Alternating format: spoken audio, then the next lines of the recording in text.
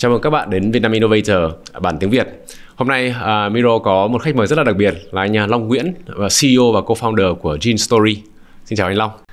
Cảm ơn Miro và Việt Innovator Team đã mời mình đến hôm nay. Rất vinh hạnh.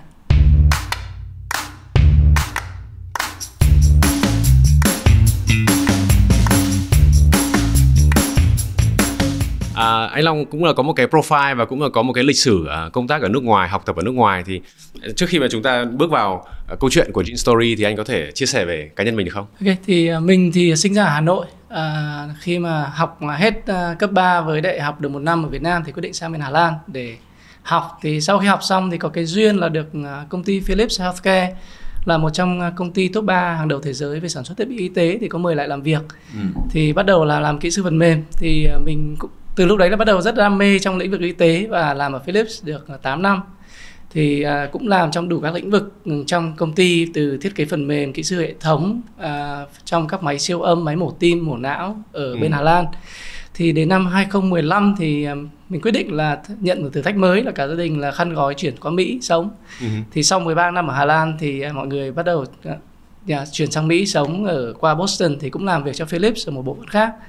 Thì lúc đấy thì mình bắt đầu take thêm các thử thách mới về quản lý, và cũng đã nhận những dự án rất lớn ở Philips chuyên về máy siêu âm, máy mổ tim, là cũng là nơi lúc mà Philips có thị phần lớn nhất ở Mỹ. Cơ duyên gì mà anh bỏ hết Hà Lan, bỏ hết Mỹ và quay lại Việt Nam? Thì giữa dịch đầu năm ngoái là 2021 thì team Vin Big Data, thì lúc đấy là anh Vũ Hà Văn là founder, anh Đào Đức Minh là tổng giám đốc, thì có contact, cũng nói là hiện tại Vin Big Data đã nghiên cứu rất nhiều dự án liên quan đến trí tuệ nhân tạo, đến y tế, đến tin y sinh. Thì muốn mình về cùng chung góp sức để xây dựng cái đẩy mạnh công nghệ Việt Nam để có thể đưa ra ứng dụng được cho đại chúng. Thì bản thân mình cũng rất là thích cái vision này, tức là đóng góp trực tiếp vào ngành y tế, tin y sinh, phục vụ cộng đồng, và cũng để mang những cái nghiên cứu cơ bản ra ứng dụng thực tế. Và ngoài ra thì rất là thích cái team của Vin Big Data, lúc đấy là anh Văn, Minh và các anh chị khác cũng là đều là những người mà ở Mỹ, công tác nhiều năm ở Mỹ với châu Âu, các nơi trên thế giới, cũng quyết định về Việt Nam để lập nghiệp. Anh là về Việt Nam được 1 năm rưỡi rồi. Thế thì bây giờ nó còn những cái gì làm anh bất ngờ không? Thực ra lúc đầu thì cũng trải qua những cái quá trình thích nghi đấy, thì mình được cái lợi thế là cũng đã được sự hỗ trợ rất nhiều của các bạn với đồng nghiệp là cũng đã ở nước ngoài về cùng thích nghi giống như mình, nên cũng đã hỗ trợ giải qua cái quá trình đấy rất nhiều. Và ngoài ra trong các network, ví dụ như là Miro, những người khác cũng đã hỗ trợ và give rất nhiều cái tip về feedback để bổ sung cái network ở Việt Nam. Thì mình nghĩ một cái challenge lớn nhất cho những người mà ở nước ngoài về là mở rộng cái network ở Việt Nam, tại vì network ở Việt Nam rất khác nhiều với network ở bên Mỹ hay châu Âu ở nước ngoài. Và đặc biệt là như mình nói lúc trước là cái quan hệ ngoài công việc thực ra nó cũng sẽ giúp bổ trợ cho cái phần trong công việc rất là nhiều cái khác chính so với ở Mỹ hay châu Âu. Vâng. Bây giờ chúng ta chuyển sang cái Gene Story là cái chính. Thì cũng được biết là Gene Story là một trong những cái trường hợp rất là ít ỏi là có spin-off của một cái tập đoàn rất lớn là Vingroup. Thế thì anh có thể chia sẻ cái gọi là cái mục tiêu ban đầu là như thế nào, và tại sao lại quyết định làm một cái spin-off như vậy, và cái có thể là cái mục tiêu chính của Gene Story nó sẽ là gì? Trước khi nói về spin-off thì mình chia sẻ về lịch sử một chút. Tức là hơn khoảng 3 năm rưỡi trước ấy, thì anh Vũ Hà Văn là founder của Vin Big Data, cũng là Gene Story. Thì anh Vũ Hà Văn là professor, giáo sư về toán ở trường Yale University. Có được anh Vượng mời về để lập chương trình các dự án nghiên cứu của Vin Big Data. Thì một trong những dự án trọng điểm mà anh Vũ Hà Văn quyết định làm lúc đấy là dự án 1.000 hệ gen người Việt. Là thu thập và giải mã 1.000 người khỏe mạnh của Việt Nam để làm có bộ dữ liệu gen tham chiếu cho toàn bộ người Việt. Thì từ đó có thể mở rộng để đưa ra các ứng dụng khác trong gen và trong tin y sinh. Thì đến cuối năm vừa rồi thì anh Vũ Hà Văn và anh Nam với những người khác trong team cũng đã hoàn thành cái dự án này và công bố hoàn thành. Ngoài cái dự án 1.000 hệ gen người khỏe người Việt thì bên mình cũng đã thu thập được rất nhiều bộ dữ liệu của những người bị tiểu đường, những người mà bị phản ứng thuốc để làm đối chứng, để xác định là những người người nào mà gen như nào thì có nguy cơ bị bệnh nào. Thì đến cuối năm vừa rồi thì đã xong, và bên mình thấy là thị trường cũng đã bắt đầu có cái cơ hội để đón nhận những cái ứng dụng này trong giải mã gen. Như ở Việt Nam thì cũng có 1-2 công ty bắt đầu làm về lĩnh vực này. Như mọi người cũng có thể biết là như ở Mỹ và châu Âu ấy, thì công nghệ này đã được ứng dụng rất là rộng rãi. Ví dụ như là ở Mỹ khoảng 20-30% dân số là bắt đầu tiếp cận những công nghệ giải mã gen dùng cho dự đoán nguy cơ bệnh tật này. Ví dụ như là mình có rủi ro bị ung thư, tiểu đường, tim mạch hay không thì có thể xác định được rất sớm, ngay cả từ khi còn bé, trẻ con. Rồi khi mà mình uống thuốc thì uống thuốc nào là tốt, thuốc nào là không tốt, thì bản thân là một viên thuốc đưa cho 5 người thì 4 người sẽ phản ứng hơi khác với viên thuốc đấy. Thì gen sẽ giúp trả lời được rất nhiều câu hỏi này. Thì bên mình thấy có rất nhiều tiềm năng để đưa ra ứng dụng như vậy. Thì anh Văn có thuyết phục chủ tịch Vingroup là để đưa ra spin-off ra một công ty riêng, hoạt động như là một công ty công nghệ, giống như một mô hình của những công ty công nghệ khác ở Silicon Valley. Thì cái này cũng được tập đoàn chấp nhận. Thì cũng rất là may mắn là đây là công ty công nghệ đầu tiên của Vingroup, một tập đoàn lớn của Việt Nam, được hình thành như thế này. Anh có thể chia sẻ về các cái đóng góp hoặc là những cái phần gọi là cái toàn bộ cái gọi là cái đầu tư ban đầu, hoặc là cái số tiền ban đầu cần phải bỏ ra để làm một cái câu chuyện, để xây dựng lên một cái Gene Story, thì nó sẽ đòi hỏi những cái gì? Thì cái con số chính xác thì mình chắc không chia sẻ được, nhưng có thể nói qua. Tức là vừa rồi mình cũng nói để xây dựng cái dự án 1000 hệ gen thì đòi hỏi phải đi thu mẫu rất là nhiều, làm những cái dự án bài bản về thu thập dữ liệu này, phân tích dữ liệu này, giải trình tự gen này. Thì đòi hỏi là ngay cả về các nhân viên y tế, tin y sinh, thiết bị máy móc, trang thiết bị hiện đại. Ngoài ra các đội ngũ phân tích, tiến sĩ hàng đầu thế giới ở Mỹ cũng đã về giúp mình, công ty làm việc này. Thì cái đấy đã đòi hỏi chương trình đầu tư dài khoảng hơn 3 năm. Và cũng rất nhiều triệu đô được tập đoàn đầu tư vào đấy. Và một phần thì cái đấy cũng được dùng cho cộng đồng thôi, giống như là các nhà nghiên cứu, các đơn vị nghiên cứu khác cũng có thể ứng dụng cho cái đấy. Nhưng ngoài ra những cái mà gọi là insight, những cái mà knowledge, cái đội ngũ nghiên cứu đấy được thì có thể là dùng tiếp được cho những ứng dụng mới.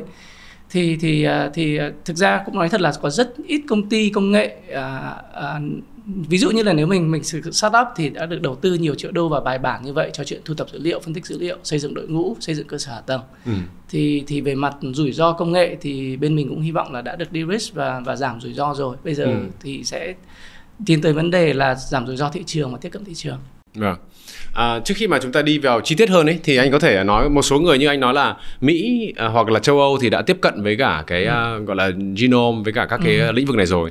Nhưng mà Việt Nam thì theo anh cũng chia sẻ thì là cái phần trăm nó rất là thấp. Thế thì anh có thể nói một cách đơn giản, dễ hiểu là cái Gene Story hoặc là cái lĩnh vực của anh nó là cái gì? Ok.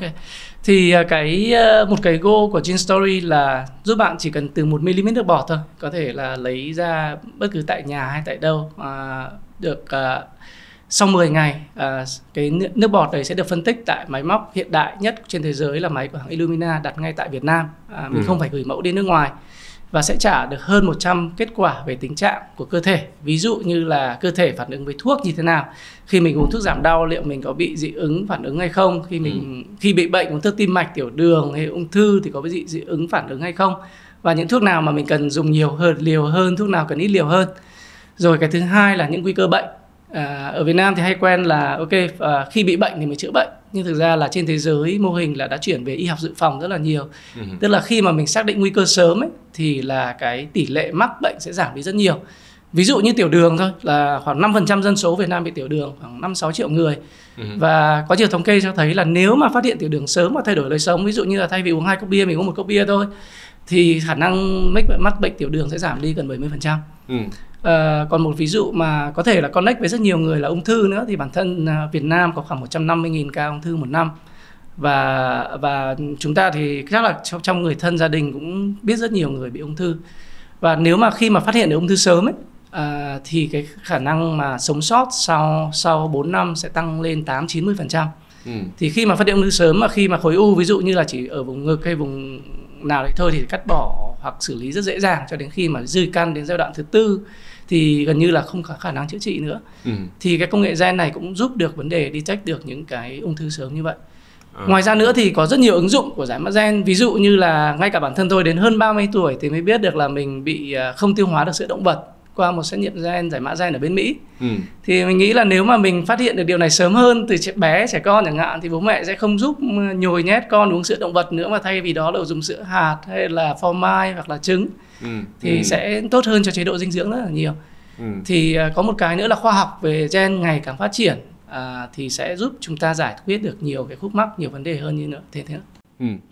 Thế thì anh có thể chia sẻ một cái gọi là customer journey, hoặc là khi mà một người mà ví dụ em đang quan tâm đến thì cái journey của em sẽ như thế nào, nó diễn ra như thế nào? Ok, thực ra thì một cái cách đơn giản nhất thì lên website của Gene Story, order bộ kit về nhà, thì chúng tôi sẽ gửi cho bộ kit lấy nước bọt. Các bạn, bộ kit đấy được tiêu chuẩn của Mỹ FDA approve. Thì chỉ cần đưa 1 mm nước bọt, tự làm rất là dễ. Trước đấy thì không được uống nước, không được ăn, không được hôn, một số cái không được. Đưa vào, sau đấy gửi lại phòng lab của Gene Story. Thì sau 10 đến 15 ngày thì chúng tôi sẽ gửi cho các bạn bộ báo cáo kết quả. Thì bộ này vừa có thể xem được trên website, chuẩn bị chúng tôi đưa ra mobile app nữa, có thể xem được trên mobile app. Ngoài ra những khách hàng nào order thì sẽ gửi bản cứng giống như là một quyển Gene Storybook rất là đẹp, giống như một cái photobook ấy, để mình có thể reference xem. Và sau đấy một cái quan trọng nữa là sẽ được tư vấn bởi các bác sĩ và chuyên gia hàng đầu của làm việc liên kết tại các bệnh viện của Gene Story và các đơn vị hợp tác cùng. Thì khi cái thông tin mà bác sĩ tư vấn sẽ là rất quan trọng, giúp mình thay đổi lối sống, giúp mình giảm rủi ro và thăm khám các cái nguy cơ có thể mà mình gặp phải. Tuy nhiên là ví dụ như bây giờ hình dung là khi mà nhận một cái Gene Storybook hoặc là nhận một cái báo cáo, thì những cái thuật ngữ, từ ngữ ở trong đấy nó rất là phức tạp. Thế thì liệu một con người thông thường như ví dụ như em, thì liệu em đọc xong cái bản báo cáo em có biết cần phải làm gì không? Đúng là cái này câu hỏi rất hay, là một cái challenge lớn đối với phần làm sao mà dùng công nghệ gen này để dễ tiếp cận được mọi người hơn. Thì thông thường hồi xưa nếu mà mọi người đọc các bản báo cáo xét nghiệm rồi máu thì gần như nhìn thông tin giống như là từ Latin và gần như mình không thể hiểu nữa. Đúng không? Nhưng mà đội content của mình cũng đã rất cố gắng làm việc cùng với các bác sĩ. Thứ nhất là phải đảm bảo thông tin lâm sàng chính xác. Thì các thông tin này được tạo ra và review bởi các bác sĩ Đại học Y Hà Nội, Thành phố Hồ Chí Minh, những bác sĩ đầu ngành, và được review bởi bác sĩ đầu ngành để đảm bảo thông tin lâm sàng. Thì đầu tiên là phải chính xác. Nhưng ngoài ra thì cũng được làm việc cùng rất nhiều những bạn content, marketing và khách hàng để giúp mọi người dùng những cái ngôn ngữ. Khi mà lựa chọn ra hai ngôn ngữ, mà một ngôn ngữ phức tạp và ngôn ngữ dễ hiểu hơn, thì mình sẽ dùng ngôn ngữ dễ hiểu hơn. Để cho mọi người dần dần đọc và có thể là consume, hấp thụ được một cái đấy một cách dễ dàng. Ngoài ra thì có rất nhiều thông tin bổ ích khác có liên quan đến đời sống. Ví dụ như những cái liên quan đến về hấp thụ vitamin này, rồi sử dụng thuốc với nước, với tập thể dục. Những cái lời khuyên đấy thì cũng rất là gần gũi với mọi người thôi, cũng không có gì quá xa lạ cả. Nhưng ngoài ra thì đặc biệt là cái phần liên quan đến thuốc thì là sẽ có rất nhiều thông tin mà nó mang tính chất gọi là hơi đặc thù một chút. Thì chúng tôi khuyên là những thông tin đặc biệt về thuốc với rủi ro sức khỏe thì luôn được tư vấn bác sĩ, chứ không tự quyết định khi mà đọc cái báo cáo như vậy. Khi mà mới bắt đầu anh nói thì anh nói là công ty công nghệ, nhưng mà đây là một công ty khá là đặc thù về mặt lĩnh vực và cái chuyên môn. Thế thì cái công nghệ thì nó sẽ có cái sự hiện diện ở đâu trong cái Gene Story này? Thực ra công ty đây là một công ty công nghệ sinh học và công nghệ y tế. Thì bản thân ấy là công ty áp dụng rất nhiều AI và Big Data trong đấy. Ví dụ như là mình vừa nói là cái bộ dữ liệu của 1.000 gen người Việt và thêm rất nhiều bộ dữ liệu khác, là một cái bộ dữ liệu lớn mà cần phải xử lý. Ví dụ như là một bộ gen của người mà đưa ra là tương đương với khoảng 300 GB, tức là tương đương với khoảng gần 50-60 bộ phim phân giải cao. Đấy là một bộ gen một người. Và trong khi đấy mình sẽ xử lý 1.000 người hoặc nhiều nghìn người nữa mà mình đang thu thập. Thì đấy là dữ liệu rất là lớn, cần được lưu trữ một cách bảo mật và được xử lý. Và sau đấy thì thuật toán, dùng rất nhiều thuật toán AI để xác định là ok, cái gen người nào thì sẽ nguy cơ bị tiểu đường cao, gen người nào nguy cơ mắc tiểu đường thấp, rồi gen người nào nguy cơ ung thư cao, gen người nào ung thư thấp, gen người nào thì có nguy cơ phản ứng với một thuốc đặc biệt, thuốc giảm đau, gen người nào không bị. Thì cái đấy đã áp dụng AI và trí tuệ nhân tạo rất là nhiều trong đấy.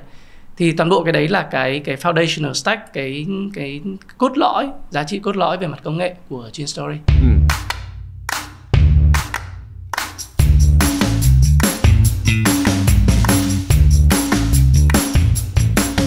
Khi mà anh nói về cái việc là thu thập dữ liệu các thứ thì cái thời gian, ví dụ bây giờ mình đang nói là mình đang thu thập dữ liệu của người Việt Nam, người dân Việt Nam, Thế ví dụ nếu mà anh muốn là đi các cái thị trường khác, đi ra khu vực chẳng hạn, hoặc đi ra thế giới, thì nó sẽ có những cái thách thức gì đối với cả Gin Story?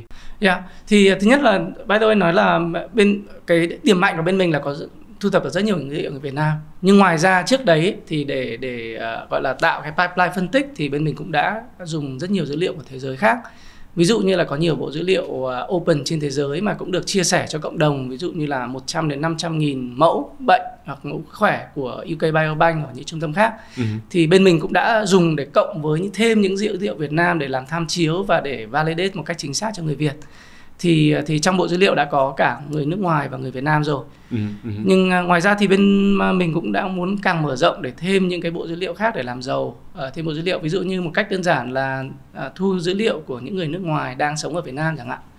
Như Việt Nam có một cộng đồng expat rất lớn và hoàn toàn là có thể hợp tác và làm với Gin Story. Còn ngoài ra thì có một số các đối tác khác của Gin Story, có mạng lưới đội ngũ cộng tác khoa học, rồi các công ty partner rất là nhiều ở Đông Nam Á với Mỹ có thể cùng hợp tác phân tích, chia sẻ dữ liệu và xử lý. Nhưng đương nhiên là luôn phải đảm bảo về tính bảo mật của dữ liệu này và được sự đồng thuận của người dùng khi mà tham gia vào chương trình nghiên cứu. Khi mà chúng ta đang động chạm đến con người thì anh có thể chia sẻ về team của anh và chia sẻ về cái quy mô với cả cái gọi là cái tỷ lệ những người làm công nghệ, những người chuyên môn và những người chuyên gia thì nó sẽ như thế nào? Thì cái team hiện tại thì founding team thì có, đầu tiên mình nói là có anh Vũ Hà Văn là founder và chủ tịch hội đồng quản trị. Thì anh Văn là giáo sư toán, mọi người cũng chắc biết tiếng rồi, ở Yale University có tham vọng, khát vọng là đưa công nghệ Việt phục vụ rất nhiều người Việt Nam. Thì anh Văn cũng có rất nhiều cái background trong ngành này, về trong ngành dược với xác suất thống kê về y, nên là hỗ trợ về mặt khoa học với tầm nhìn rất là tốt. Ngoài ra thì có anh Võ Sĩ Nam thì là tiến sĩ về tin y sinh, thì cũng ở Mỹ về, cũng về hơn 1 năm, không, thực ra hơn 2 năm rồi. Thì anh Nam thì rất là đam mê trong lĩnh vực tin y sinh và nghiên cứu, và đã làm ở những trung tâm ung thư hàng đầu của Mỹ như là MD Anderson Cancer Center. Còn ngoài ra thì có anh Minh cũng là tiến sĩ ở Đại học Johns Hopkins về trong founding team. Và bản thân mình đó là 4 người trong founding team. Còn ngoài ra trong team thì có rất nhiều các cái chuyên gia nghiên cứu về tin y sinh hàng đầu đến từ Mỹ với cả các nơi khác trên thế giới về. Mình hay nói đùa là Việt Nam có khoảng 30-40 người chuyên về tin y sinh, thì team Gin Story chiếm gần một nửa rồi vì đội ngũ tin y sinh nghiên cứu rất là mạnh. Ngoài ra thì cũng được cộng tác hàng đầu với các cái chuyên gia, tiến sĩ, giáo sư hàng đầu thế giới. Ví dụ như là giáo sư Robert Green ở Harvard Medical, là một trong 20 người có tầm ảnh hưởng lớn nhất về genomics trên thế giới, cũng là cố vấn chiến lược của công ty. Và giáo sư Đặng Văn Trí trong hội đồng giải thưởng VinFuture nữa, rất nổi tiếng về ung thư của Mỹ, cũng là trong hội đồng của công ty. Ngoài ra thì công ty đấy một nửa là R&D, đội nghiên cứu khoa học phát triển sản phẩm, PM. Còn một phần khác thì cũng đang mở rộng hơn, cũng đội ngũ cũng nhỏ thôi nhưng mà cũng đang expand là về customer service và business development và marketing.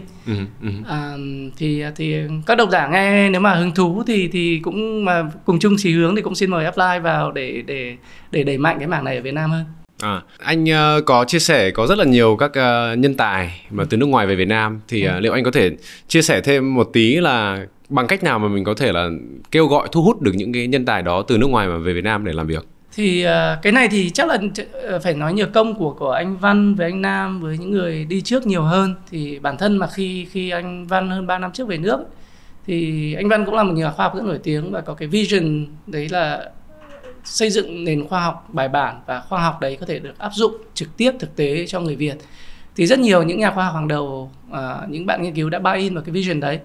Thì ở Việt Nam có rất ít đơn vị mà mình có thể làm nghiên cứu một cách bài bản, có bộ dữ liệu lớn để khai thác như vậy và dùng những cái công nghệ đấy để áp dụng trực tiếp cho người dùng. Thì những cái cơ hội đấy không nhiều. Thì các bạn đều đã buy in về cái vision, mission đấy để theo cùng với Việt Nam. Thì đương nhiên là để giữ những cái đội ngũ đấy thì công ty luôn phải tiếp tục đổi mới và tạo ra những cái giá trị cho cộng đồng. Để các bạn ấy luôn có cái motivation để tiếp tục cống hiến. Vâng.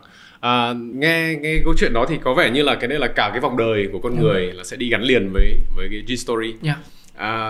Ví dụ như kiểu liên quan đến thuốc, chẳng hạn là mình dị ứng cái gì các thứ ấy, thì cái quá trình mà ví dụ mình đến gặp bác sĩ, đi khám rồi bác sĩ kê thuốc cho mình, thì lúc đấy mình làm sao mà phản ứng và làm sao mình gọi là sử dụng các cái dữ liệu của Gene Story được để mình mua đúng thuốc thì nó sẽ hiện ở đâu, hoặc là mình sẽ có những cái gì để hỗ trợ mình trong cái quá trình ví dụ đi khám ở bác sĩ này bác sĩ nọ. Cái đấy cũng là một câu hỏi rất là hay và thực ra là một lĩnh vực rất là mới. Ví dụ như bản thân ở các nước đang phát triển như nước Mỹ chẳng hạn, thì khi mà rất nhiều người được làm giải mã gen rồi thì nhiều khi các bộ sơ gen này được tích hợp vào cái sổ sức khỏe điện tử, thì rất nhiều bác sĩ là có thể dùng thông tin đấy để tra cứu là biết là người này có gen nào, đột biến nào và không tránh sử dụng thuốc nào. Ở Việt Nam thì cái đấy còn rất là mới, thì nên là Gene Story cũng đang xây dựng cái hệ thống cùng với các bệnh viện, bác sĩ để mở rộng việc ứng dụng và công nghệ dùng gen này cho về thuốc ở Việt Nam. Thì để dần dần mà khi mà càng nhiều bác sĩ, càng nhiều phòng mạch dùng hơn thì việc tra cứu sử dụng thông tin cũng dễ hơn. Ở thời điểm hiện tại thì có hai cách, tức là bác sĩ sẽ nhận được thông tin đấy, tức là một khách hàng là có dị ứng với thuốc gì và nên cảnh giác với thuốc gì và nên tránh. Và thứ hai là khách hàng cũng nhận được thông tin đấy và có thể cầm thông tin đấy đi gặp bác sĩ của mình để trong chuyện tra đơn. Vâng.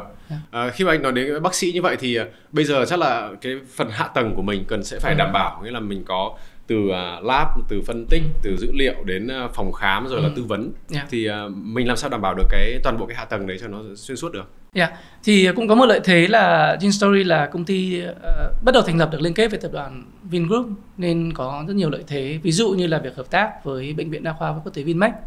Thì Gene Story cũng tự hào là một đơn vị mà sở hữu được công nghệ gọi là từ A đến Z, tức là từ chuyện lấy mẫu cho đến chuyện phân tích phòng lab ngay tại Việt Nam. Phòng lab được tiêu chuẩn quốc tế, thiết bị rất hiện đại đặt ngay tại Vinmec. Cho đến chuyện đội ngũ phân tích, tin y sinh, tính toán như mình đã nói rồi. Và cái platform mà để trả kết quả thì bên mình cũng đã build xong và đang bắt đầu tiến hành dùng cho người dùng rồi. Và cái bước mà tiếp theo quan trọng nhất là Miro mention là bác sĩ bắt đầu tư vấn, chuyên gia bắt đầu tư vấn và làm gì tiếp theo. Thì đây là cái bước handshake mà cần hợp tác rất nhiều với các đơn vị lâm sàng, đơn vị bác sĩ. Ngoài Vinmec ra thì bên mình cũng đang mở rộng mạng lưới để cùng hợp tác với rất nhiều bệnh viện khác. Mà hiện tại thì mình cũng chưa thể nói tên được vì cũng đang trong quá trình thảo luận. Thì cái việc kết hợp với các bác sĩ đấy cũng là rất quan trọng. Đấy, ví dụ như là mình có nguy cơ tiểu đường thì nên thay đổi chế độ dinh dưỡng như thế nào để có thể sống tốt và phù hợp, và kết hợp với quá trình thăm khám sức khỏe hàng năm như nào cho tối ưu. Thì bởi vì Gene Story bước đầu thì đã đợi lợi thế là hợp tác chiến lược về mặt lâm sàng với Vinmec nên cũng đã triển khai được bước đấy một cách tương đối bài bản so với các cái startup đơn thuần khác. Nghe cái câu chuyện của anh thì nghe chừng nó có vẻ là dễ, nhưng mà thật ra nếu mà đi sâu vào từng bước một thì nó rất là phức tạp. Đặc biệt là khi ở Việt Nam là đang cái mindset là mình đi chữa bệnh nhiều hơn là phòng bệnh. Đấy thì tất cả mọi thứ đang đều, cả hệ thống nó đang đều như vậy. Thế thì anh có thể chia sẻ về những cái khó khăn của mình khi mà bắt đầu mình xây dựng lên công ty này, những khó khăn và những cái cơ hội nó đang ở đâu?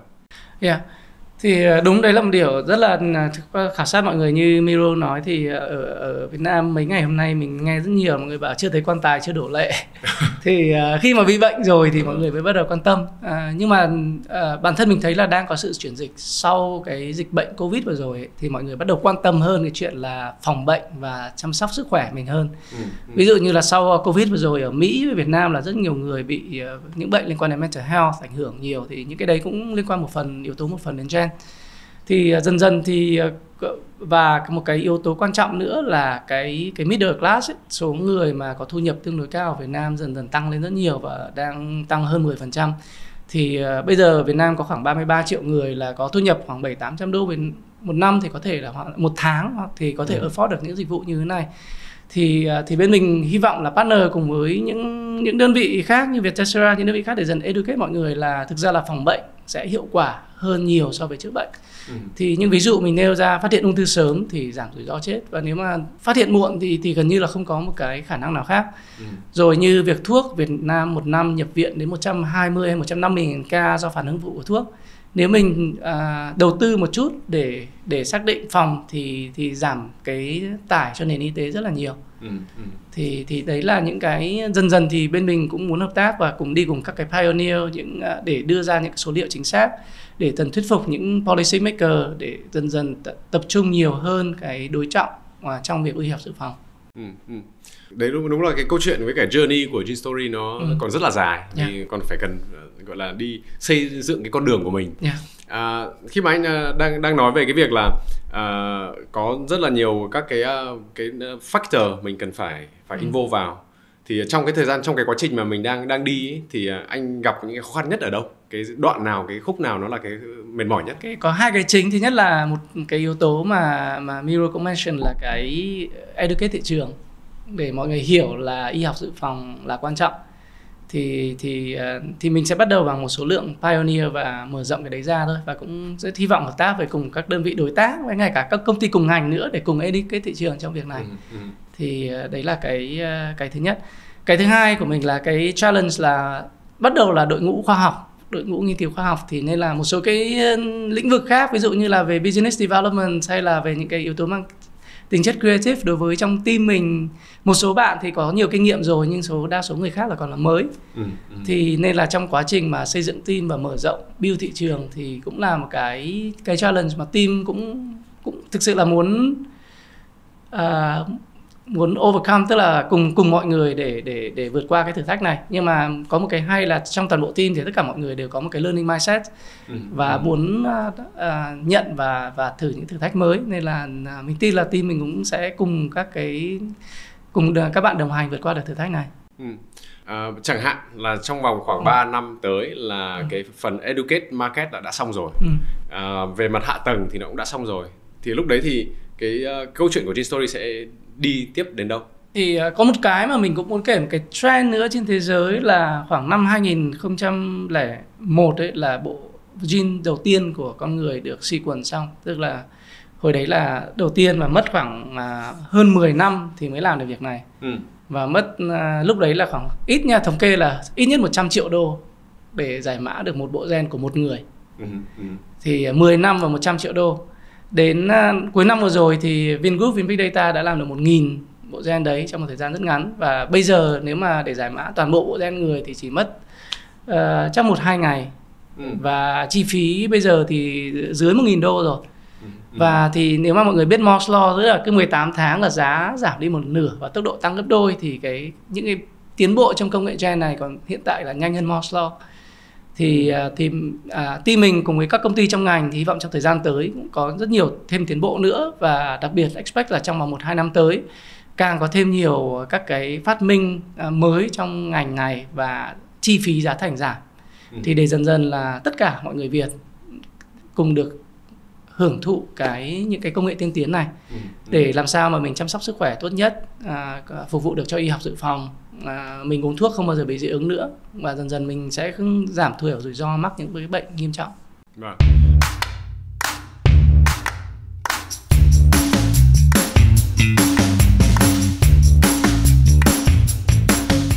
Bây giờ em chưa rõ về cái phần gọi là cái market của cái mảng này, cái lĩnh vực này như thế nào. Thì theo thống kê, một số các cái thống kê cũng cho thấy là người Việt Nam là đang spending rất nhiều tiền cho cái việc chữa bệnh, nhưng mà đặc biệt là nước ngoài. Đấy, thì họ mang rất nhiều tiền ra ngoài để chữa bệnh, Singapore, Pháp, Nhật, rồi Mỹ. Thế thì bây giờ anh có thể chia sẻ về cái market của cái lĩnh vực của anh là như thế nào không?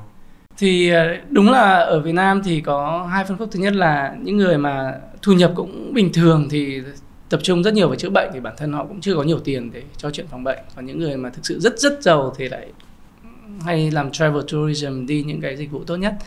Thì bản thân Việt Nam mình cũng thấy cái xu hướng là đã bắt đầu có thêm những cái bệnh viện hoặc là những trung tâm công nghệ chữa và phòng bệnh chất lượng cao rồi. Ví dụ như là Vinmec, hoặc là những bệnh viện hàng đầu như là Tâm Anh, hoặc những bệnh viện tư khác trong Sài Gòn cũng có rất nhiều dịch vụ mà hoàn toàn là, thứ nhất là về mặt máy móc, trang thiết bị hiện đại là tốt, chuyên gia y tế hàng đầu là tốt. Ví dụ như là các đơn vị cùng mình như Vinmec hoặc là Tâm Anh là đều mời các chuyên gia hàng đầu thế giới về tư vấn, tham khảo và trang bị. Ngoài ra là các dịch vụ thì cũng rất là thuận tiện, là tốt. Chỉ có thông thường những cái bệnh mà rất là hiếm ở Việt Nam mà chưa có thì mọi người vẫn đi những cái trung tâm, ví dụ như là St. Jude làm trung tâm rất nổi tiếng ở Mỹ liên quan đến ung thư trẻ con. Thì những cái đấy thì mình vẫn tiếp tục làm. Nhưng mà ngoài ra thì có một lợi thế là Gin Story thì đã được liên kết với rất nhiều các cái đơn vị nghiên cứu hàng đầu thế giới như Harvard Medical, những cái trung tâm liên kết. Thì để kết hợp cho cái quá trình phòng bệnh và thăm khám như vậy cho những đối tượng khách hàng. Vâng. Bây giờ chúng ta nói về cái thị trường Việt Nam thì theo cái kế hoạch của anh thì bao giờ Việt Nam có thể đạt được cái mức như kiểu là châu Âu hoặc Mỹ? Thì cái này thì cũng phụ thuộc vào rất nhiều yếu tố. Đương nhiên là với tư cách một công ty muốn commercialize, muốn đưa cái này rộng rãi thì mình hy vọng là rất là nhanh, trong vòng 1-2 năm nữa và grow tăng lên nhiều. Thì một cái con số contrast để mình recap lại một chút, như là Mỹ là 20-30% dân số được tiếp cận. Như ở Singapore thì họ có những chương trình population genomics, tức là cho toàn dân, khoảng 50% dân số được tiếp cận dịch vụ tương tự. Và khi mà có một cái hay là khi càng nhiều người dùng thì chi phí lại càng giảm xuống. Ở Việt Nam thì còn dưới 0,5 dân số. Thì cái này mình expect là nó sẽ tăng theo một cái quá trình rất là dài, không thể nào tiếp cận như ở Mỹ ngay được. Nhưng mà với một cái yếu tố như là cái vì yếu tố giảm giá thành như mình nói Moore's Law thì hy vọng là chỉ trong một thời gian ngắn nữa thôi, 1-2 cho đến 3-4 năm thì dần dần là 3-4-5-6% dân số sử dụng dịch vụ như vậy. Và hy vọng có thể là sau 10 năm nữa thì mình đạt được đến cái mức độ mà Mỹ hay là thị trường các nước trên thế giới như là Singapore đạt được. Khi mà nghe câu chuyện của anh mà tất cả những cái bên mà liên quan ấy thì thực ra nó đang là một cái hệ sinh thái rất là khổng lồ. Vì anh vừa cover được cái phần phân tích dữ liệu, rồi anh cover cái phần hạ tầng là các bệnh viện, phòng khám, sau đấy là phần tư vấn dinh dưỡng và thậm chí là cả đồ ăn, rồi là có thể là liên quan đến thể thao, thể dục nữa. Thế thì liệu Gstory có nghĩ đến cái việc là mình sẽ tự xây dựng một cái ecosystem về sức khỏe như thế không? Thực ra cái đấy là great point. Thì cái đúng là để cung cấp cái giá trị cho cả customer journey thì cần một cái ecosystem như vậy, tức là từ dinh dưỡng, thể chất cho đến phòng bệnh, cho đến chữa bệnh. Thì cái Gstory thực sự là muốn build up một cái ecosystem như vậy, tức là toàn bộ phục vụ cho y học dự phòng và empower cái health journey của tất cả các gia đình Việt Nam. Thì nhưng đương nhiên là không phải việc gì cũng phải là core competency của Gstory và mình tự làm được. Bên mình rất mạnh về khả năng Big Data, AI, phân tích, tính toán, những yếu tố liên quan đến lâm sàng, việc mà tư vấn khách hàng liên quan đến bệnh, liên quan đến lâm sàng. Nhưng ngoài ra thì cũng đang reach out với rất nhiều đơn vị khác để cùng hợp tác. Thì nên làm sao mà mục tiêu là build được một cái ecosystem cùng với các partnership như vậy càng nhiều càng tốt. Ví dụ như là bên mình đã reach out với rất nhiều bệnh viện, phòng khám, clinics, rồi ngay cả các cái đơn vị tập, ví dụ như là các phòng tập như California hoặc các đơn vị dinh dưỡng khác để cung cấp những cái full service cho khách hàng để tối ưu cái customer journey của họ. Khi mà mình bây giờ đang nói về cái việc là ở tại Việt Nam và các cái phòng clinic các thứ ấy, thì anh có thể chia sẻ là cái độ openness của các phòng đấy thì nó như thế nào đối với cả một cái lĩnh vực mới như thế này? Cái đấy cũng tùy yếu tố. Ví dụ như là về phần thuốc thì là một cái cũng tương đối mới. Ví dụ như về phần thuốc, gen trong thuốc gọi là pharmacogenomics thì ở Mỹ với Singapore các nước tương tự được áp dụng rất là nhiều rồi. Nhưng thực ra Việt Nam hiện tại thì cũng mới được áp dụng và được đón nhận bởi các bác sĩ cũng gọi là tư tưởng tương đối mới và cũng một số ít thôi. Thì ví dụ như là ở bệnh viện như Vinmec, Đại học Y, Bạch Mai thì bên mình cũng nói chuyện với khoảng 10-20 bác sĩ là họ cũng rất thực sự hiểu về cái ứng dụng này và áp dụng rồi. Thì mình cũng hy vọng là các bác sĩ đấy và đồng hành cùng với mình là cùng lan tỏa cái ứng dụng đấy cho nhiều hơn bác sĩ nữa. Thì ví dụ như đến tháng 9, tháng 10 này thì Vinmec có kết hợp với mình tổ chức hội thảo khoảng 500 bác sĩ chuyên miễn dịch. Thì những cái hội thảo đấy thì bên mình cũng hy vọng là đẩy mạnh cái công nghệ và ứng dụng công nghệ này cho nhiều hơn bác sĩ ở Việt Nam. Nếu mà anh có phân tích về cái việc là cái độ cởi mở, cái độ đón tiếp những cái thứ mới thì liệu có cái lứa tuổi, nghĩa là over bao nhiêu tuổi là họ không còn muốn thử thách những cái gọi là thử cái rủi ro hoặc là thử cái thứ mới, hoặc là dưới bao nhiêu tuổi họ sẽ open hơn không? Cái đấy thì thực ra cũng không có độ tuổi đâu. Trong cái đối tượng chuyên gia của mình thì có rất nhiều bác sĩ 50-60-70 tuổi hoàn toàn là open về chuyện này. Ví dụ như là giáo sư Công là trong công tác của mình là bây giờ cũng hơn 60 rồi, nhưng mà bản thân giáo sư tiến sĩ thì hơn 20 năm trước đã làm công nghệ này ở Nhật và hoàn toàn hiểu cái này, và những nước như Nhật là đã làm 20-30 năm rồi. Thì họ rất hiểu, và dần dần thì mình thấy đặc biệt là những người rất nhiều giáo sư tiến sĩ ở nước ngoài về và cũng dùng cái đấy, và bản thân là những bạn trẻ Việt Nam cũng đã tiếp cận và được học hỏi rất nhiều từ bên đấy. Thì dần dần thì cái số lượng đấy sẽ tăng lên rất nhiều và không có bất kỳ độ tuổi nào. Nếu mà anh nhìn về cái tương lai một chút thì cái con đường của mình vẫn khá là dài. Thì anh đang có những cái vấn đề gì mà anh đang phải lường trước không? Những cái vấn đề mà anh sẽ phải gặp phải, thì những cái chỗ nào là cái gọi là cái khó khăn trong tương lai? Thì cái một phần về cái phần educate user về thị trường cũng là một cái quan trọng. Nhất là bao giờ về technology cũng trải qua cái hype cycle, tức là đầu tiên là small adoption, rồi xong nhiều một chút thì rất nhiều người dùng và expect rất nhiều về cái này. Thì mình cũng đang nói đùa là nhiều người, ví dụ như là khi mà những người chưa hiểu về giải mã gen thì không biết nó là gì. Những người mà bắt đầu hơi biết một chút thì nghĩ là nó thể cung cấp cho mình tất cả câu trả lời bản thân mình muốn.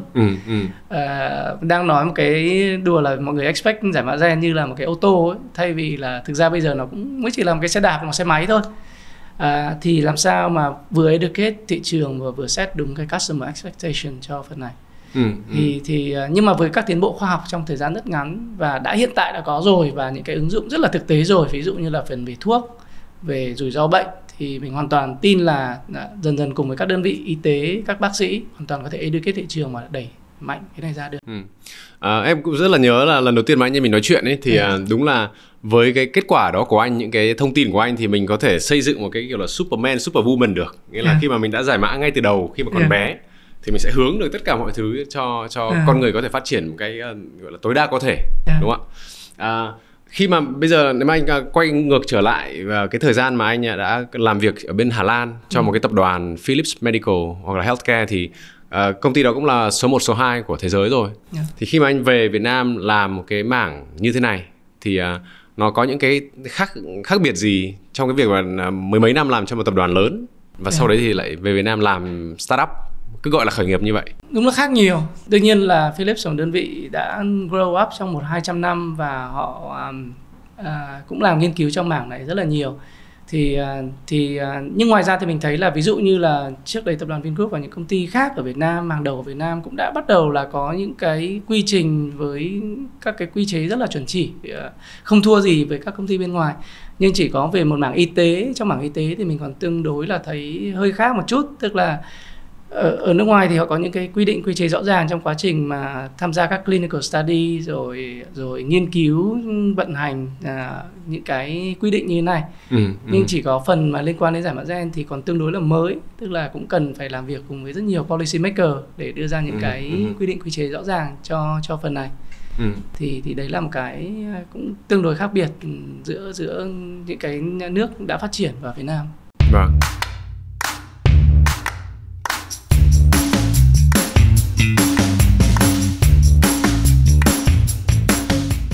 Thì bây giờ là mình đã giải quyết về phần nhân sự. Thế bây giờ là nếu mà đi đường dài thì chắc rằng là cái phần tài chính nó cũng sẽ là rất là quan trọng. Thế thì anh có thể chia sẻ một chút về cái bức tranh trong cái tương lai gần đây, thì anh sẽ cần phải kêu gọi như thế nào, hoặc là cần sẽ phải huy động các cái nhà đầu tư hay là các cái fund hay là như thế nào, thì anh có thể chia sẻ thêm được không? Đúng. Thì như mình cũng chia sẻ lúc đầu là từ 3 năm trước tập đoàn cũng đã đầu tư rất nhiều để có bộ cơ sở dữ liệu lớn. Thì bây giờ cũng là một cái tin vui là cái foundational là cũng đã được gần như ready rồi. Thì bây giờ thì bên mình cũng đợt vừa rồi thì cũng có một cái tin là Vingroup là ok cho công ty GeneStory được tự chủ, tức là không phải công ty con của Vingroup nữa. Thì đây là cũng là lần đầu tiên mà có một tín hiệu tốt như vậy từ Vingroup cho một công ty technology. Thì cái này có hai yếu tố chính. Thứ nhất là tập đoàn rất tin tưởng vào đội ngũ lãnh đạo của công ty, là những người hiểu và có thể giúp công ty đi đường dài. Thứ hai là tập đoàn cũng rất muốn kêu gọi những nhà đầu tư bên ngoài, những người mà có thể giúp mình mở rộng hệ sinh thái, không chỉ trong tập đoàn mà ngoài tập đoàn, và thậm chí là không chỉ trong Việt Nam mà ngoài Việt Nam nữa, để có thể mở rộng thị trường và đi đường dài. Thì bên mình cũng đang chuẩn bị quá trình gọi vốn vòng đầu tiên ở bên ngoài. Thì mục tiêu chính là có thể thu thập những người nhà đầu tư bên ngoài để giúp, thứ nhất là hiểu về thị trường ngành này, và thứ hai là mở rộng hệ sinh thái để cùng GeneStory, cùng đội ngũ lãnh đạo đi đường dài để đưa y tế dự phòng này đến nhiều người Việt Nam hơn nữa. Bây giờ đang có một cái gọi là trend ở tất cả các nơi là mình sẽ cố gắng phải xây dựng các cái unicorn, các cái con kỳ lân. Thì theo cái gọi là theo đánh giá cá nhân của anh thì bao giờ GeneStory có thể trở thành unicorn? Thì bản thân mình hôm trước cũng đọc cái tin ở Việt Nam có mấy unicorn, thì toàn bộ là thấy đều là unicorn fintech. Thì mình cũng bất ngờ và cũng thắc mắc bao giờ ở Việt Nam có một true unicorn về health tech. Thì bản thân trong đội ngũ mọi người cũng rất là tham vọng về việc này, và tất cả những người hình như đã go all in về việc này. Toàn bộ đội ngũ lãnh đạo đã bỏ những công việc gọi là rất là comfortable, trả lương cao hàng đầu ở Mỹ để về Việt Nam cùng xây dựng công ty. Thì rất nhiều đội ngũ lãnh đạo và trong team nữa cùng đều tham vọng là Unicorn là một cái phần thôi, nhưng mà cái quan trọng nhất là đầu tiên là tạo được giá trị cho hàng triệu người và giá trị thực sự. Thì sau đấy cái giá trị hàng triệu người đấy nó sẽ give back to monetary value để thành một cái giá trị cho công ty. Thì lúc đấy vô hình chung thì sẽ thành giống như là một unicorn về mặt tài chính. Thì công ty hoàn toàn có tham vọng về việc đấy, và nói về dự đoán thì cũng có thể khó, nhưng mà hy vọng biết đâu 5-7 năm nữa sẽ thành một unicorn về health tech và deep health tech ở Việt Nam. Nếu mà mình đánh giá về đối thủ cạnh tranh của mình đi, thì anh đang có những ai là ở tại thị trường Việt Nam và sau đấy có thể là khu vực, thì là ai là đối thủ của anh? Thực ra hiện tại thì thứ nhất là ở nước ngoài thì mình cũng không thể gọi là cạnh tranh được, bởi vì là sao là cũng serve thị trường khách hàng hoàn toàn khác, công nghệ hơi giống nhau một chút thôi. Những công ty hàng đầu thế giới như là 23andMe, Invitae, Grail là những công ty mình có thể học hỏi được rất nhiều và có thể cùng bổ trợ với nhau. Ở Việt Nam thì có 2-3 công ty làm về lĩnh vực này, ví dụ như là Gene Solution và Genetica, nhưng bản thân mình cũng nói trong ngành là mình không coi đấy là công ty cạnh tranh, bởi vì là thị trường nó rất là nhỏ, chỉ có 0,5 dân số được dùng dịch vụ này, và hoàn toàn giống như là đại dương xanh. Thực ra các công ty đấy có thể bổ trợ với nhau để cùng educate thị trường và cung cấp các dịch vụ thực sự là complementary cho nhau. Và bản thân dịch vụ của bên mình thì cũng không phải là giống với những cái của công ty tương tự, ví dụ như là đặc biệt sản phẩm về thuốc là tương đối unique của Gene Story. Thì mình cũng hy vọng là cùng kết hợp với các công ty ngay cả trong nước và ngoài nước để mở rộng thị trường hơn nữa, chứ không phải là đánh chiếm giành đất của nhau. Ok.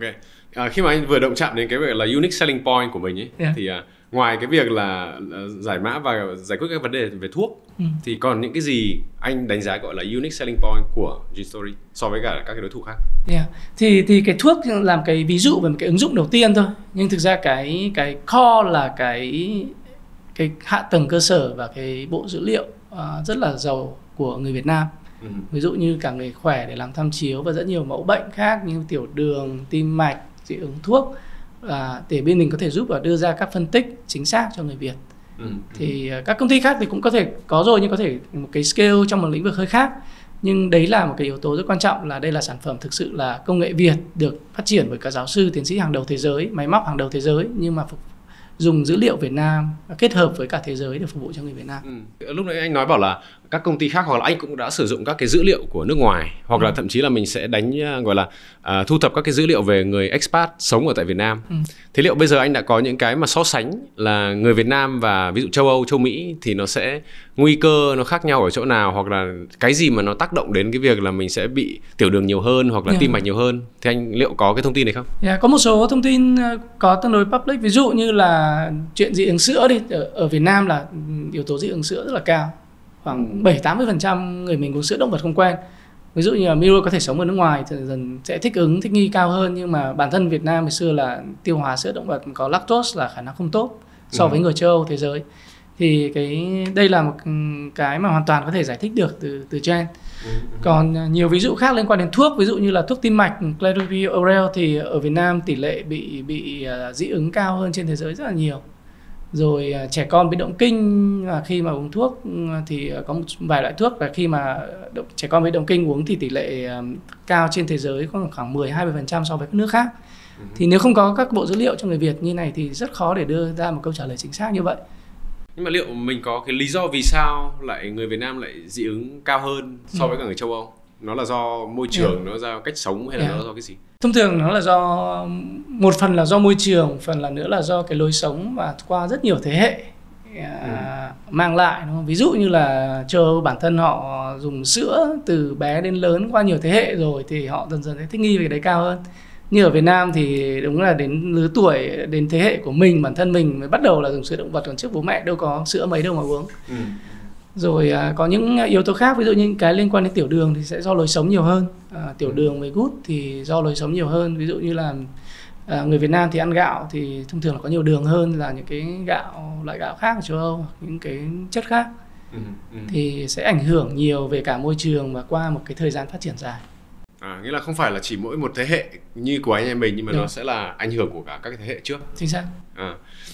Thế bây giờ là nếu mà mình đã bắt đầu một cái story như thế này và bắt đầu một cái gọi là cái câu chuyện mới ở tại Việt Nam, thế thì anh sẽ expect ví dụ 2-3 thế hệ sau thì nó sẽ như thế nào? Mình đã có cái bộ dữ liệu của data, historical data, nghĩa là các cái thế hệ trước rồi. Thế bây giờ nếu mà mình hướng tới cái 2-3 thế hệ sau của anh em mình thì nó sẽ ra sao? Thì cái này cũng phụ thuộc vào rất nhiều. Bên mình cũng luôn nói là để ra cái kiểu hình ấy, ra anh em mình là như thế nào thì có 3 yếu tố. Thứ nhất là về gen này, thứ hai là về lối sống này, thứ ba là về môi trường. Và để thay đổi cái đấy thì nó giống như là cái vòng tròn, là mình sẽ thay đổi lối sống như thế nào để thay đổi khẩu hình của mình, và dần dần con cái sau nhiều thế hệ nữa thì sẽ thay đổi. Thì sẽ dần dần thì mọi người cũng nói đùa là trên thế giới đang có trend là các tỷ phú thì dùng rất nhiều cái thông tin về gen này để dần dần build cái Superman hay Superhuman, tức là ví dụ như là họ biết là nguy cơ họ bị tim mạch hay tiểu đường ở đâu thì dần dần họ sẽ thay đổi lối sống và thay thế các cái bộ phận đấy để sống lâu hơn. Thì dần dần khi mà con người mà biết càng thông tin này càng nhiều càng sớm thì họ sẽ take các cái proactive step, preventive để đề phòng, để thay đổi sống. Biết đâu là sau 1-2 thế hệ nữa người Việt Nam thì mỗi người sẽ cao hơn được 10 cm. Rồi uống sữa tốt hơn, tiêu thụ vitamin tốt hơn và chạy khỏe hơn. Còn một cái ví dụ nữa, một cái trend mà mình thấy là ví dụ như cứ sau 10 năm thì là trung bình mọi người cao là khoảng 3 cm. Thì nếu mà mình áp dụng mà đúng các yếu tố về dinh dưỡng thể chất thì có thể mình còn tăng cái số này lên thêm nhiều nữa. Liệu có cách nào là mình có thể áp dụng cho tất cả các trẻ em ở Việt Nam không? Chẳng hạn như các bạn là cứ sinh ra từ năm 2022 hay 2023, cứ sinh ra là sẽ có một cái giải mã gen như thế này, và từ đó sẽ có một cái thế hệ. Chúng ta lấy ví dụ như kiểu là thế hệ bóng đá Việt Nam đi, thì trước đến giờ thì luôn luôn Việt Nam là cũng sợ hãi, rồi là cũng không được có những cái số 1, số 2. Nhưng mà trong thời gian vừa rồi thì có một cái thế hệ nó rất là khác. Thì liệu có cách nào mà mình áp dụng cho tất cả các trẻ em, tất cả mọi người không? Đấy là tham vọng của bên mình, có thể dùng được cái đấy cho tất cả trẻ em và tất cả mọi người. Thì nó có yếu tố, thứ nhất là về mặt chính sách, nhưng thứ hai là về liên quan đến giá thành. Khi mà giá thành đủ nhỏ thì hoàn toàn có thể dùng cái này cho toàn bộ trẻ con. Ví dụ như một cái ví dụ khác là bây giờ gần như rất nhiều người phụ nữ dùng cái test NIPT, tức là sau khi 3 tháng bầu thì lấy máu để xác định là con mình có giới tính như thế nào và có rủi ro bị bệnh nào hay không. Thì những test đấy thực ra nó cũng là 3-4 triệu hoặc là cao hơn thế nữa rồi. Và khi mà mọi người thấy được cái value của cái này và dần dần cái giá thành của cái này nó đủ thấp thì hoàn toàn có thể dùng trong 20, 30, 40%, thậm chí 100% dân số. Ví dụ như nước Singapore là họ áp dụng chương trình này cho toàn dân rồi. Thì hoàn toàn Việt Nam hoàn toàn có thể bắt đầu từ những chuỗi bệnh viện lớn, bắt đầu từ những đô thị lớn. Cái quá trình này mình có thể bắt đầu luôn. Anh cũng nói mấy lần là affordability, rồi giá, rồi là giá thành các thứ, thì liệu anh có hé lộ được cho em và mọi người biết là liệu bây giờ một cái gói như vậy nó khoảng bao nhiêu tiền, thì để ví dụ em muốn làm chẳng hạn thì em cần phải chuẩn bị bao nhiêu tiền? Ok, thì cái gói về gói premium hiện tại thì giá 9,7 triệu, là có hơn 120 yếu tố về dinh dưỡng, thể chất, về sức khỏe, với rủi ro bệnh. Thì cái đấy là cái complete nhất mà bên mình đang có. Và ngoài ra nữa thì cũng đội ngũ nghiên cứu vẫn đang tiếp tục nghiên cứu về thêm những cái tình trạng nữa, để càng ngày càng rộng hơn. Và những người mà mua gói đấy thì sẽ được update trong vòng 1 năm miễn phí, tức là có thêm nghiên cứu gì về thuốc gì thì hoàn toàn có thể ra thêm được. Một cái ví dụ như thời điểm vừa rồi là có thuốc Covid ấy, thì đội ngũ nghiên cứu mình cũng đã đưa ra được những bài báo trên tạp chí hàng đầu là đưa ra là khả năng đáp ứng thuốc của người Việt với thuốc Covid như thế nào. Thì những cái thông tin đấy cũng luôn tiếp tục được update, cập nhật. Thì cái gói basic hơn thì hơn 6 triệu thì có ít hơn số loại thuốc, ít hơn một số bệnh, nhưng mà hoàn toàn có thể upgrade được lên gói premium. Cái này thì sẽ phải làm một lần hay là mình sẽ phải repeat lại nhiều lần sau 1-2 năm hay là như thế nào anh? Cái công nghệ hiện tại thì là một lần. Công nghệ hiện tại là một lần, nên chính vì thế nên là có ích lợi nhất khi mà trẻ con làm từ sớm thì là có cái value cho cả hành trình cuộc đời là nhiều nhất. Nhưng ngoài ra thì cái mà gọi là recurring value ấy, là những cái nghiên cứu mới của khoa học là luôn luôn mới. Thì đội ngũ hoàn toàn có thể nghiên cứu và đưa lại được các giá trị cho mọi người trong cả cuộc đời, chứ không chỉ một lần. Chỉ có một cái trường hợp mà thay đổi thì cần làm nhiều lần là liên quan đến phần ung thư tumor ấy, thì là những người mà muốn phát hiện ung thư sớm thì sẽ được khuyến khích là nên làm khoảng 18 tháng hay 2 năm một lần, để cho những cái cập nhật mới nhất về DNA ung thư. Không biết ở nước ngoài thì liệu cái này nó có nằm trong cái gói ví dụ bảo hiểm, mình có thể sử dụng bảo hiểm để dùng hay không, hoặc là nó là một cái benefit của công ty, của doanh nghiệp, thì liệu anh có thể chia sẻ thêm là ở nước ngoài nó như thế nào và Việt Nam mình có thể áp dụng như thế nào? Có rất nhiều mô hình về chính sách ở nước ngoài hỗ trợ. Ví dụ như bản thân mình mấy năm trước ở Mỹ thì làm cái test của 23andMe thì được giảm giá 30-40% bởi vì là cái chương trình bảo hiểm mà công ty đóng cho chính phủ. Vì là nhà nước nhận thấy là cái lợi ích cái đấy liên quan đến phần y học dự phòng và tối ưu sức khỏe. Ví dụ như là đợt vừa rồi có công ty Grail, công ty rất nổi tiếng về Mỹ làm về xét nghiệm ung thư sớm ấy, thì bảo hiểm cũng đã trả tiền cho những người trên 50 tuổi có nguy cơ cao. Hoặc là toàn bộ những người mà là về trong veteran, những cựu chiến binh là đang được dùng những chương trình này miễn phí ở Mỹ. Còn ví dụ như ở Đức mình vừa đọc được là cái test NIPT về tiền hôn nhân ấy, là bây giờ bảo hiểm đã bắt đầu reimburse rồi. Thì đấy, với ba yếu tố đây, educate thị trường, thứ hai là giá, thứ ba là chính sách và các công ty khác, thì mình hoàn toàn có thể là đưa cái này lên một scale lớn ở những nước đang phát triển như Việt Nam.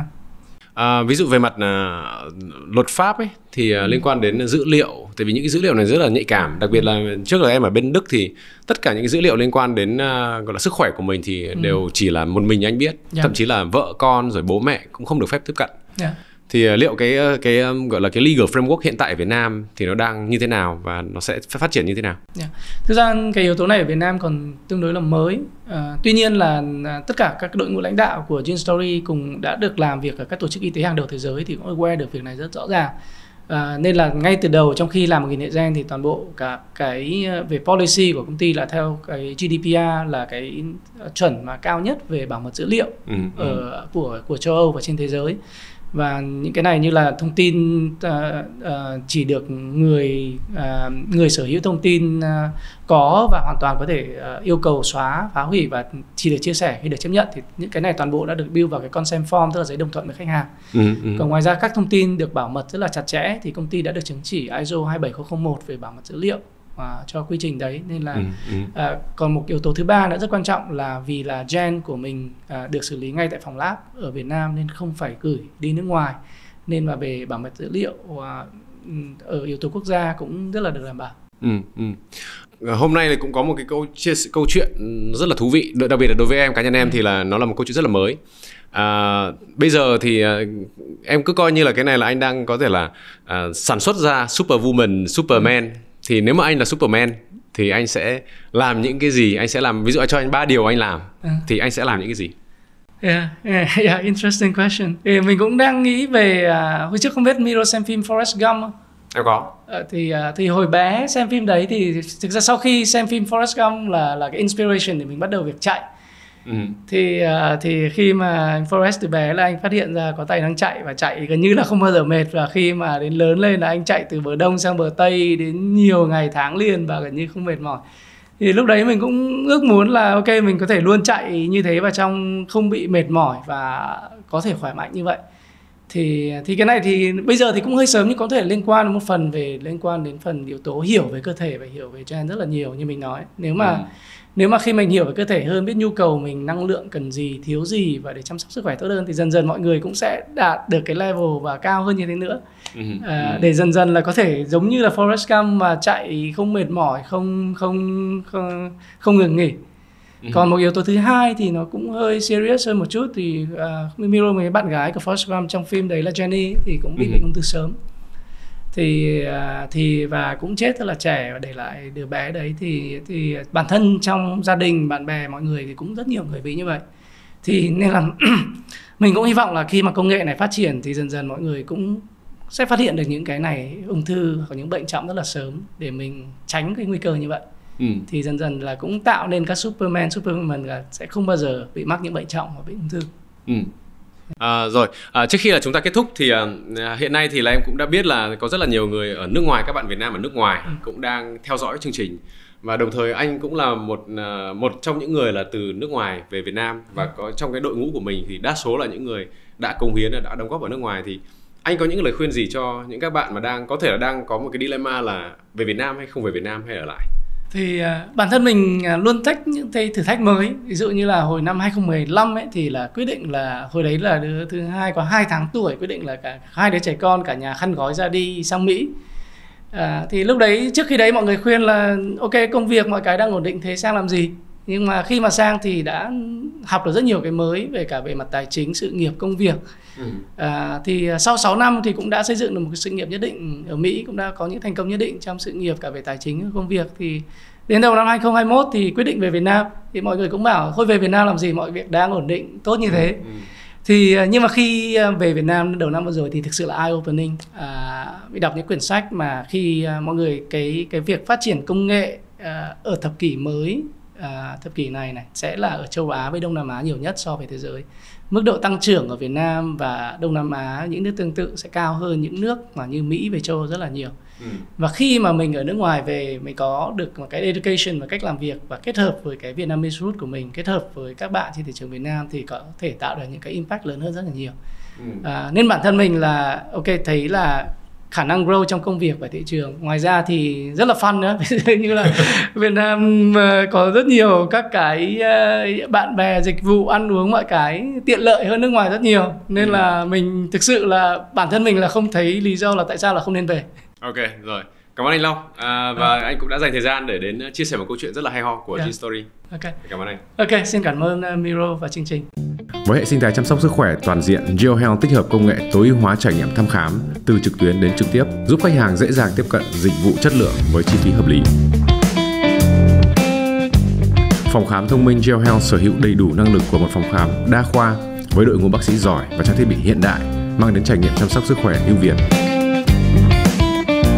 GeoHealth đang tiến gần với mục tiêu mở rộng hệ thống phòng khám toàn quốc với số vốn đầu tư lên đến 20 triệu đô từ vòng gọi vốn Series B.